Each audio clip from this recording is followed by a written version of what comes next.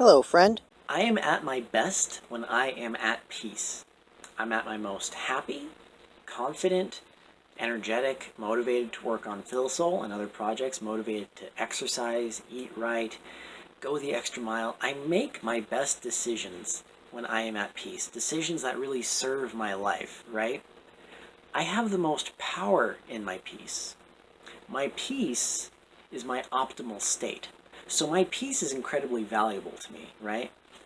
And it's definitely worth holding on to your peace, right? So with this video, I want to talk about peace, why I think it helps us so much, and why it's so important to hold on to it. Welcome to PhilSoul. My name is Ollie. So I talked about the same core topic in my last two videos. Hold on to your emotions, and your emotions belong to you. And while it's the same overall topic, I wanted to tackle it from a couple different angles because it's really been a big deal for me. And this particular video, your power is in your peace. This is a topic I've been wanting to talk about for a long time, and the timing just worked out perfectly. But anyway, I really recommend you check those two out if you're interested in this topic.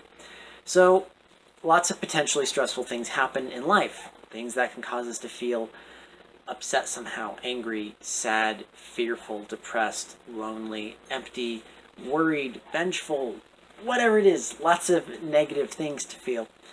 And that's pretty natural. It's not necessarily wrong to feel that way. What matters is how we handle it, right? That we don't stay feeling that way, because that never helps us. We want to process the feelings and use them as a growth opportunity to become better, stronger, healthier people, right? To make a brighter future for ourselves and the people around us. We want to get back to our joy, back to our peace. Because when you are feeling those negative emotions, you're not in your peace. So you're not in your optimal state.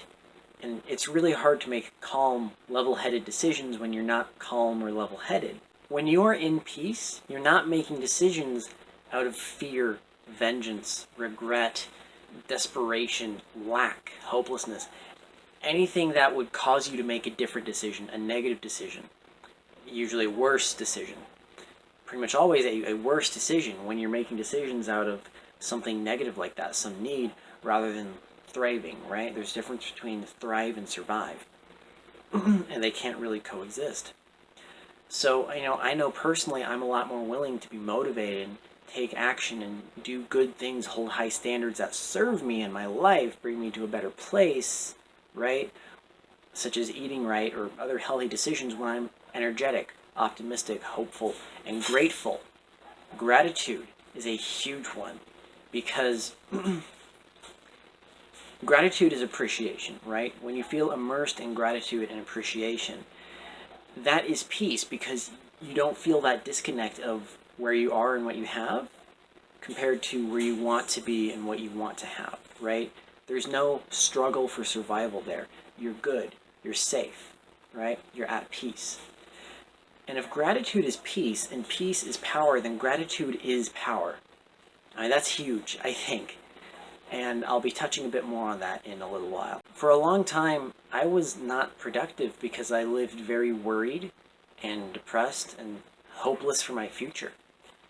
And I've talked about this in some of my other videos, like how I got through my darkest times, which I really recommend if you are going through really dark times yourself. I really hope that helps you. But anyway, when I'm not doing good things because of how I feel bad, I feel unmotivated, so I don't do good things, then I end up feeling worse about myself because I'm not doing good things, right? And it's a vicious cycle. It perpetuates the issue. But when I do have the peace, the hope, right, then I feel motivated to do good things, right? I want to do good things. I want to have higher standards, right? That helps me. That serves me in my life with what I want to achieve, what I want to do, how I want to live my life, who I want to be. And that's really one of the biggest ways that you truly have power through your peace. Another way that you have immense power in your peace is simply by feeling good, right? Feeling hopeful, enjoying the fact that you're alive, being happy to wake up in the morning. Take it from a guy who did not feel that way for a long time. We have a finite amount of time in our lives, so we really, really should seek to spend as much of that time as possible feeling good and enjoying what we have. And that doesn't mean to seek pleasure devoid of meaning, because that leads to emptiness.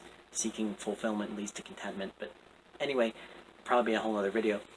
But the point is, we really should take control of our lives. Our peace, our happiness, our joy, it's ours. My peace belongs to me. Your peace belongs to you. So let's make good decisions with it. I think that makes sense.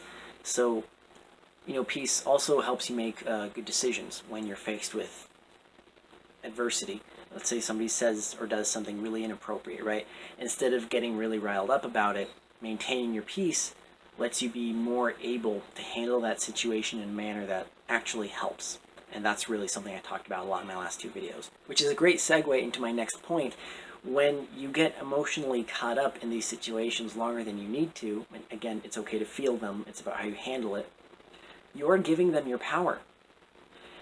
This is your precious time, your precious emotion, right? Your emotional state is valuable. It affects your enjoyment and your actions. Don't let it go to waste for a single moment. It's yours. It belongs to you. Anxiety takes our power away from our own lives. Your emotional state, your own peace, it doesn't belong to your hypocritical boss. It doesn't belong to your ex. It doesn't belong to your parents. It doesn't belong to the guy who cut you off. It doesn't belong to those fools on Twitter. Own your peace. I've known some people who believe that you shouldn't let yourself feel too peaceful too much, or else you'll become complacent with your personal development.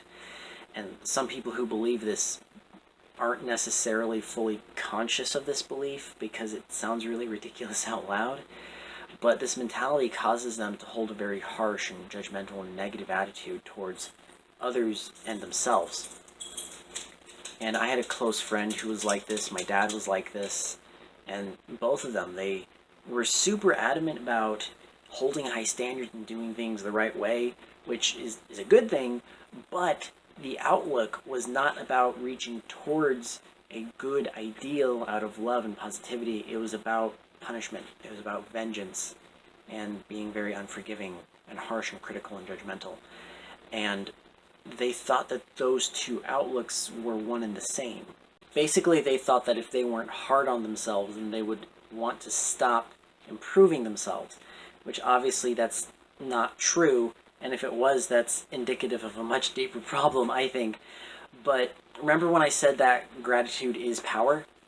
You see, they thought the exact opposite. And again, maybe they weren't totally conscious with that belief, but they were scared to live in gratitude of what they have, where they're at, who they are as people, because they thought that if they were content with that, if they were okay with that, then they wouldn't want to keep improving. And of course, both of them were people that complained a lot about their situation, things that happened to them and other people's actions, because they didn't really live in gratitude. Like, they would feel it at times. In fact, my friend, she would actually practice gratitude, but she would do an exercise every morning thinking about things she's grateful for, but she didn't really live in it. And I'm not saying there's zero risk of complacency if you don't kick yourself in the pants every once in a while, if you need it. I mean, sometimes we need a wake-up call because our behavior is not conducive to health and love. But what I do know is that not loving yourself and not allowing yourself to enjoy life and be grateful for what you have, that is a surefire way to bring misery inside yourself. And that almost always manifests in mistreating other people, even if you truly care about them. And, it was ironic because both of them were people that ended up really harming their relationships. They were distant from family. They damaged their friendships. They were both divorced. They could both be, with good intentions, they could both be very toxic to people that they honestly tried to love. It is completely possible to be happy, grateful, optimistic, and peaceful while also holding high standards for yourself. Those mentalities should be one and the same, right? I believe so. Happiness and peace do not have to equal complacency or apathy.